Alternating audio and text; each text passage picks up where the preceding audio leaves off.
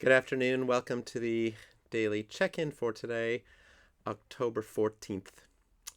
I have been thinking about the Psalms. Now, why the Psalms? Well, the Psalms are not just part of the Tanakh, of the Bible, the Hebrew Bible. It's one of the books of our Hebrew Bible.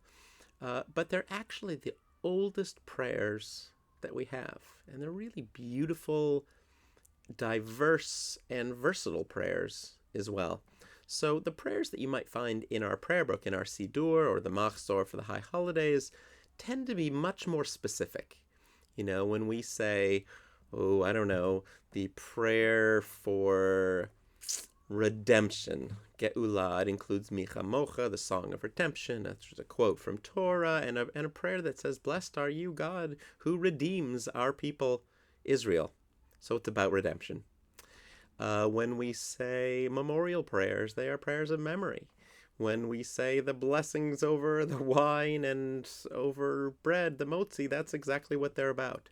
The Psalms are this beautiful poetry that, like really good poetry, can actually be interpreted in a multitude of ways. Now, if we go all the way back to the ancient worship of the original Israelite religion, way back in the temple, before the rabbinic era, 2,500 or more years ago, most of that worship, the word in Hebrew is avodah, was not actually prayer. Avodah can mean worship, but it also means work or sacrifice. And in fact, that's mostly what the worship in the temple consisted of, sacrificing animals, grains, burnt offerings, that kind of thing. But there was some prayer as well. And those were the Psalms. That was their entire prayer book, were the Psalms. And there was even music.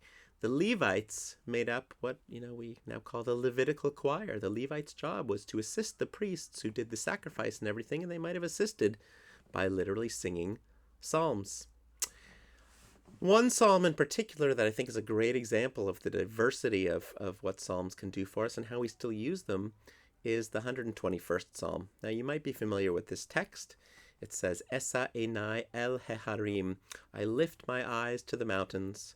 From where does my help come? My help comes from God, maker of heaven and earth. Now, this psalm, even in contemporary usage, is used in a number of different ways, and that speaks to, again, the versatility, the depth of the poetry.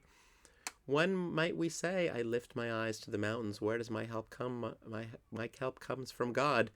Well, it's one of the psalms we often use in a funeral or a memorial service, that we look to God to protect us, to keep us from harm, keep our souls from harm for all eternity. But Esa Einai is also a psalm that is now become traditional to use on Erev Rosh Hashanah. It's one of the very first prayers sung in the Reform Prayer Book. We sing Esa Einai, so to help connect the birthday of the world, the day that God created the heaven and earth, and the holiest day for us as Jews, one of the holiest days, when we look to God and begin that high holy day season, we say, I lift my eyes to the mountains. Where does my help come? My help comes from God, the maker of heaven and earth, on this Rosh Hashanah day.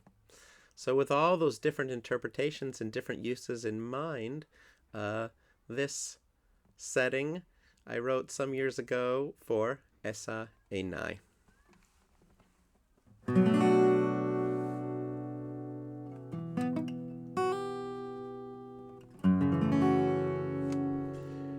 Esa Einai el Harim, me'ayin yavo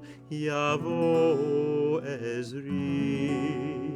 Esa enai el harim, me'ayin yavo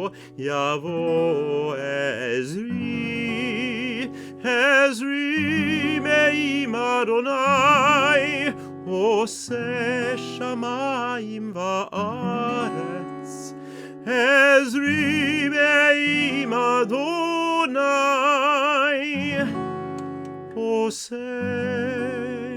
shamayim